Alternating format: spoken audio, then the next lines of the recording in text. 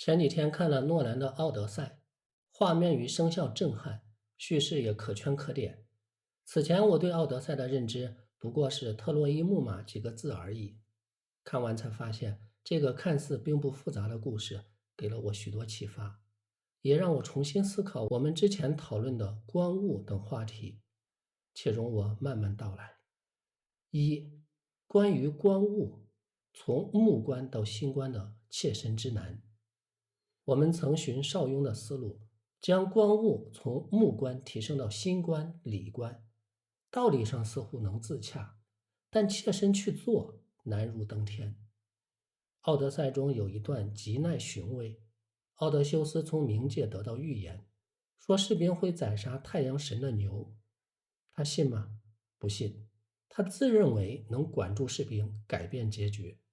上岛前，他警告士兵并转述预言，士兵们信吗？也不信。他们指着心口对天发誓，绝不杀牛。结果呢？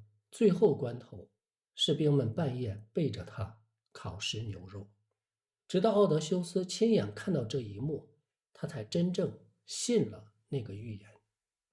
可见，人很难对自己从未亲见的事物一厢情愿地穷理尽兴致命。若硬要凭空想象，不正是邵雍所谓梦中说梦，重重望吗？奥德修斯的信必须经过亲身的见，这正是你此前强调的见的遭遇性与即时性。见本身包含着我到场，我经历，我切身体验了物的理性命。若没有目观层面的扎实穷理，哪怕漏掉一个灯下黑，更高层次的心观都可能埋下崩塌的隐患。人生而有双眼，邵雍读书也绝非闭门造车。他每年春秋两季出游，所谓非以目观，非观之以目，绝不是要人自瞎双眼。那么为何从目观到心观如此之难？回看邵雍的思路，由心观、理观通向的理性命三支，本就是修成至圣的道路。而我们多数人尚且在目观的温饱线上挣扎，听到非以目观而观之以心，便幻想着直取至圣，岂不是好高骛远吗？愚者之所以要求樵者以心观物，正是因为樵者已有阅历，有小成，又放下一切，随他游于伊水之上。伊水对樵者是陌生之地，他天然需要调动心观，回溯过往所见所闻。正如奥德修斯进入冥界，回溯过往，预知未来，再回到现实时，眼前的人与事都变成一个个完整的因果光锥，他反而畏手畏脚，不敢贸然干预，这是对未知的本能敬畏。因此，或许能略略体会邵雍那句能为至广、至远、至高、至大之事，而终无一为焉。当然，从目观到心观，并非要人纠缠于万象，毕竟穷尽一生也无法目观尽万物。但若因此停留在目观，则同样偏颇。奥德赛中那位盲眼老兵便是一个提示，正因为眼盲，他靠听觉与心观反而更能洞察人与事的真实动机。当某一感官失效，人会更珍惜并高效运用其余感官。若我们主动暂时关闭目观，是否也能让心观以更诚实、更高效的方式工作呢？这似乎与岛国心理有某种暗合。所以我现在绝不愿把目观与心观看作低维与高维的两条路，而更愿意视之为 DNA 双螺旋般互相纠缠、此消彼长的两根链。二者不应该有先后或者量变到质变的过程，而是时时消长。每一次目观的同时，就应该进入心观去寻求更深的理性命。每一次获得心观认识后，有立即用目观去检验和校正。心观从不抛弃或鄙视目观，只是并非人人都能自觉在目观之后深入心观。愚者告诫樵者走向至圣，需先走上心观之路。但这条路绝不意味着目观缺席，哪怕它未必如我所说的 DNA 纠缠那般简单。二、关于反观，望而后能反。反观曾是我们讨论中最难理解的部分。你曾问，为什么是反观而不是正观？甚至可以问，能不能叫倒观、歪观、变观乃至阿尔法观？若不明白反观在观物中的作用，叫什么名字都无济于事。奥德修斯从冥界归来，经受住赛人歌声的考验，在那段考验中，他完整回溯了自己的人生，又亲眼目睹预言发生，几乎达到经历了一切的境界，仿佛邵雍所谓拥有三知的圣人。然而在电影里，奥德修斯非但不是圣人，反而成了一个失忆的傻子。他不断吞食忘忧莲，记忆与知识被彻底清空归零。这样的日子持续7年，七恰是一个由七神主宰的完整星期的周期，隐喻他完全清空了曾有的三知。随后他借助一块块传板碎片，重新拾回被遗忘的记忆，而重新浮现的记忆已不再有恐惧与奇幻，只剩平静海面、明媚阳光、微风轻拂。他由此重新定义了自己所做的一切。那条曾引以为傲的木马轨迹，实则是破坏宙斯规则、摧毁信任的元凶。雅典城带来的不是和平，而是彻底的牺牲与毁灭。他历经劫难苦苦追寻的，不过是当初握在手里的简单幸福。诺兰用奇幻镜头呈现这一切，却似乎不忍点明人与人之间的残忍、恐惧与狠毒，毫不逊于魔鬼。他以奇幻承载悲悯，让人们保留对人性微光不息的幻想。说到这里，反观已经跃然纸上，望而后能反。这句话轻飘飘，落下来却是众生难以承受之苦。奥德修斯的经历便是明证。第三，关于文道文命之文，这是我们此前搁置的一个点。诺兰拍出《奥德赛》后，不少专家跳出来指责他歪曲原著。据说诺兰筹备此片跨越20年，打磨剧本7年，这份诚挚不该轻易用歪曲二字打发。作为一个现代人，诺兰无论怎样阅读和思考《奥德赛》，有一点无法否认，他回不到人类的青铜时代，他无法到场，无法用自己的眼睛体验那个时代的即时性与遭遇性，无法目观那个时代，他只能闻。他将自己看到、听到、想到的，用熟悉而擅长的电影语言转换为对所闻之道的理解，而批评者们恰恰借由他的电影语言来指责他，这何其傲慢，又何其荒诞！由此，文字的意味便显现出来了，它天然暗含不在场的遗憾。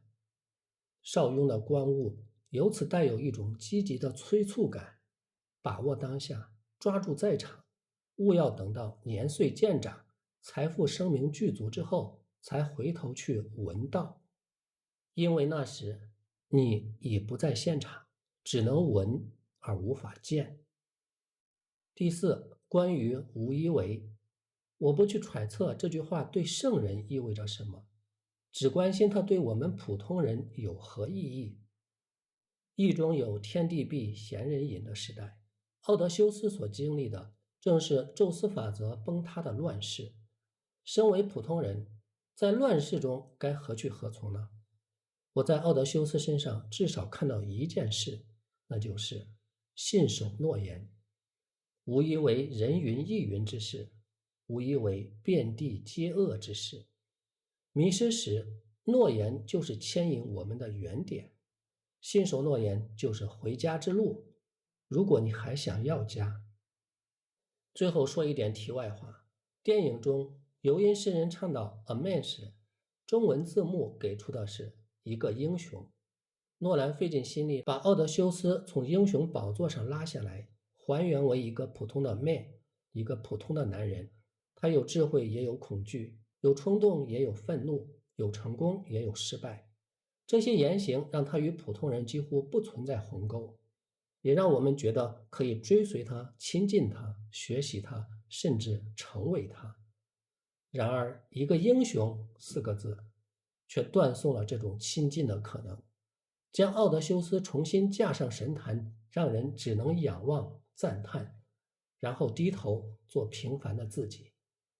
邵雍说：“是之我亦人也，人亦我也，我与人皆物也。”从这一词之差，便可见此境之艰难。我认真读完了。你这一次已经不是在用《奥德赛》解释渔樵问对，而是在做一件更有意思的事，拿一个现代人重新讲述古老神话的作品，反过来照亮邵雍那些我们原本只能在概念层面理解的词。而且我觉得你这次最大的推进不是某一个具体解释，而是你开始把我们此前容易排成阶梯的东西，木观、星观、理观、见、闻、反观、无为，重新放回一个活生生的人身上。这样一来，很多字突然不再是哲学术语，而变成了人的生命运动。我有几个地方尤其想回应你。一，你对木观、星观的修正，我认为非常重要。我们此前很容易画出木观、星观、理观，于是无形之中就产生一种升级打怪的感觉。木观是低级的，星观是高级的，理观是最高级的。但你这次借奥德赛把它打破了，我现在更愿意把它理解成木观提供现实的谋，星观提供意义的纵深，理观则不断反过来检验木观与星观。它不是楼梯，而更像你说的两条纠缠的链，甚至可以再往前走一步。没有木观的星观很容易变成幻想，没有星观的木观很容易变成堆积。这恰恰解释了为什么邵雍先说非以木观之也，却没有说无木而观。这是非常大的区别，它不是废掉眼睛，而是在提醒你，眼睛给你的只是入口，不是终点。二，而奥德修斯亲眼看到牛被杀这个例子，确实把剑的意义钉死了。这里我特别赞同你。假如奥德修斯在士兵登岛之前，仅仅依据预言建立一个完整的礼观，神已经预言了士兵必然杀牛，灾难必然发生，那么他其实已经开始犯一个非常危险的错误，把一个尚未充分进入自身经验的东西提前构造成一个完整的世界。他甚至试图用自己的意志改变这个世界。我知道预言，所以我可以阻止他。但当他真正看见士兵半夜偷偷杀牛，事情发生了变化。这里的剑不是给李官增加了一条信息这么简单，而是现实终于对他的模型进行了强制校正。这就是剑的力量。所以我现在甚至想把剑说得更重一点。剑是现实对人的思想拥有最终否决权的那个瞬间。你可以推演，可以相信，可以怀疑，可以预言，但只要没有真正进入现实，它始终保留着被现实推翻的可能。因此你说，如果没有剑打下坚实基础，后来更高层次的星观就可能永远埋下倒塌的隐患。我认为非常准确。这其实也是现代科学精神的一个重要底层结构。理论不能免除被事实纠正的义务。三，这也让梦中说梦重重望突然有了非常具体的含义。你以前读到这句，我觉得我们更多是在谈不要在虚妄上继续叠加虚妄。现在奥德赛给了一个非常好的生命案例，一个人没有真正经历过某件事情，却已经在脑中建立对它的因果、对它的意义、对它的结局、对自己的应对方式。于是经验的空白被想象填满，而想象又被当成知识，这就是梦中说梦。所以邵雍真正反对的可能并不是想，恰恰相反，他自己是极其能想的人。他反对的是没有现实锚点的无限自洽。这也是为什么我们后来讨论观物时，千万不能把它讲成闭着眼睛用心灵感受万物，那样反而违背了邵雍。四，你对星观的另一层理解也非常精彩，它有时候来自失去目观。盲眼老兵这个例子我觉得非常有意思，因为他把非以目观从一个主动的哲学要求变成了一个被现实逼出来的认识方式。一个人失去视觉之后，听觉、触觉、记忆、经验，对人的熟悉，对环境的整体感知，都会被迫承担更大的权重。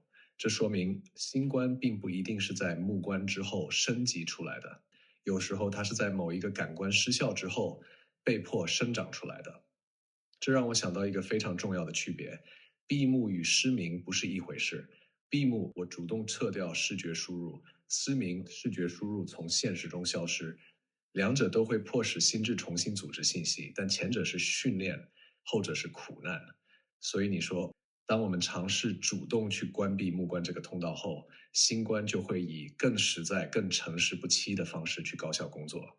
我会稍微改一个字，不是关闭，而是暂时降低某一种感官输入的支配地位。因为如果完全关闭现实输入，新冠很快就会重新变成幻想。所以最好的状态也许不是木心，而是木心，这恰恰就是你所谓的双链纠缠。而反观这一部分，我觉得你真正抓到了一个此前我们没有抓到的东西。你说忘而后能返，我非常喜欢这四个字，因为我们此前一直困在反到底是反向、反身、反观自身，还是从另一个方向看。现在你提出的奥德修斯失忆突然提供了一个非常有力量的解释。首先，可能意味着让已经固化的观看方式失效。奥德修斯经历的真正反观，不是我再想一遍过去，而是我失去了过去那个我，于是重新面对过去。这两件事完全不同。第六，因为记得与理解其实不是一回事。奥德修斯7年忘记一切，后来碎片重新进入他的记忆，但这些记忆回来的时候，他已经不是当时那个奥德修斯了。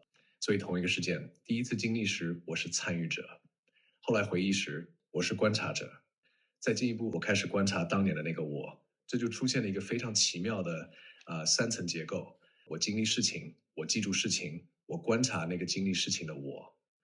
这第3层我觉得非常接近邵雍反观真正可能具有的深度，所以反未必首先是向后，而可能是让自己从原来的观察位置上退出来，再看一次。7，于是反观与忘我之间就出现了一个极其漂亮的关系。邵雍说：“不以我观物。”我们以前理解成不要带着自我偏见观察，现在可以再增加一层：如果你始终沉浸在当时的我里面，你根本无法真正重新观察那个事件。所以有时候必须忘掉那个我，不是永远忘，而是暂时让原来的自我叙事失效，然后重新看。这时候才可能发现，我当时以为自己是英雄，我后来才发现自己可能是灾难的制造者。就是你说的奥德修斯对特洛伊战争的重新定义，而这一点其实极其残酷，因为真正的反观，并不是发现一个更漂亮的解释，而是发现过去那个自己可能错了。8，所以反观可能是渔樵问对里最痛苦的一个词。你说忘而后能返是一句轻飘飘的话，砸下来是众生不可承受的苦。我觉得非常准确，因为如果反观真的有效，它就必然要求我允许过去的自己被重新审判。这意味着我曾经相信的东西可能错，我曾经骄傲的东西可能错，我曾经认为自己拯救别人的行为可能反而造成伤害，我曾经认为重要的东西可能根本不重要。所以真正的反观不是聪明人的游戏，它是一种对自我叙事的牺牲。这也让我重新理解邵雍为什么先说不以我观物，因为我不仅是偏见，我还是我对自己过去的解释。9，至于你对文的理解，我觉得这次已经推进了一大步。你说诺兰面对青铜时代无法到场，只能文，这句话我非常赞成。但我要给他增加一个限定：文不一定比剑低，它是另一种在场之后的认识。因为真正的文往往发生在我无法亲自到达那个世界之后。比如我没有经历秦汉，但我读《史记》；我没有经历商周，但我读甲骨文；我没有经历奥德修斯的时代。诺兰只能阅读、研究、想象、转换。这时候他的工作已经不是剑，而是把别人的剑转换成自己的文。所以文里面天然存在一层，而中介既是限制，也是创造。因此教授批评诺兰歪曲奥德赛这件事情反而可以从邵雍的文来重新审视。当然，我们不能因为诺兰花了20年就认为他的解释必然正确，这两件事没有逻辑关系。但是批评者如果认为我的古典文本解释是真的，你的电影解释是假的，那确实需要警惕，因为他们同样没有见过青铜时代，他们和诺兰一样都在文。区别只是诺兰承认自己通过电影语言重新构造，学者有时容易把自己的文伪装剑。这其实是一个非常深的认识论问题。我们研究历史时最大的危险之一，就是把我从史料听说的东西误认为我亲眼见过的 quote。史料不是现场，文本不是事件，解释不是事实。电影当然更不是历史本身，但电影可以成为一种文、想象、重构、再呈现的复杂认识活动。这恰恰说明了文为什么值得我们后面好好拆。11，你最后对无一为的解释，我觉得是这次讨论里最重要的落点，因为你终于没有问圣人为什么无为，而问我这个普通人怎么办。这才是读邵雍真正有价值的地方。你从奥德修斯那里找到信守诺言，我觉得这个答案非常好，而且它甚至可以与无一为形成一个非常漂亮的关系。无一为不等于什么都不做，恰恰相反，在一个规则崩塌、众说纷纭、利益冲突、人都在改变立场的世界里，一个普通人仍然可以做一件极小但确定的事情，不背弃自己已经做出的承诺。这不是伟大事业，甚至可能非常不起眼，但是它提供了一个不随世界一起漂移的坐标。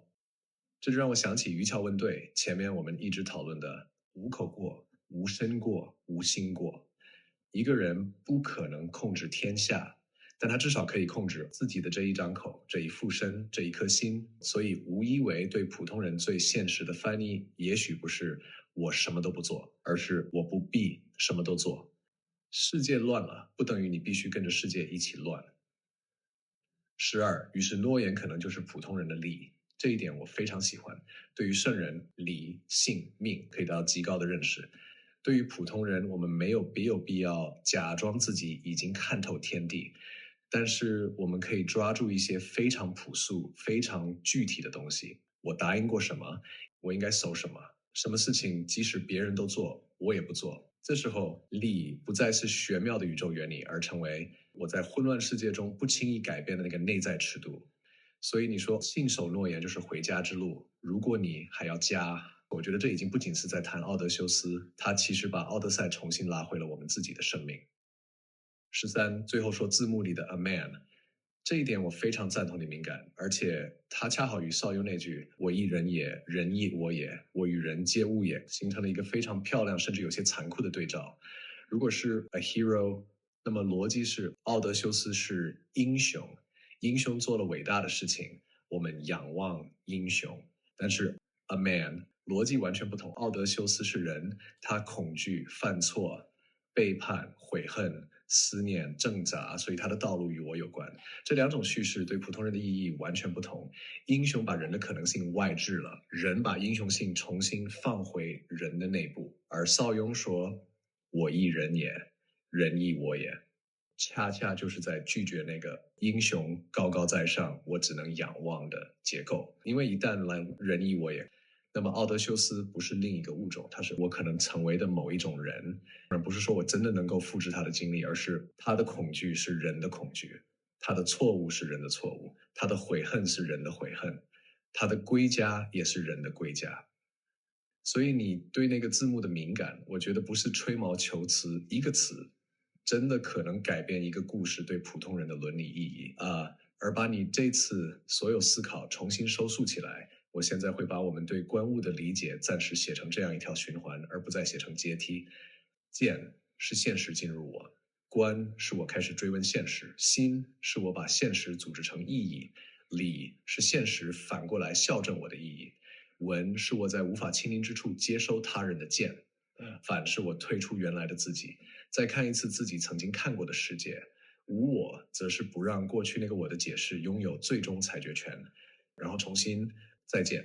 所以真正的观悟也许根本不是从木关升级到新关，而是一个永远没有终点的循环。见、关、新、立、反、再见。而且这恰恰解释了你这次看完《奥德赛》之后为什么会重新理解邵雍，不是因为电影证明了邵雍，而是因为你获得了一次新的见，于是旧有的关被重新校正了。这本身就是一次非常具体的反观。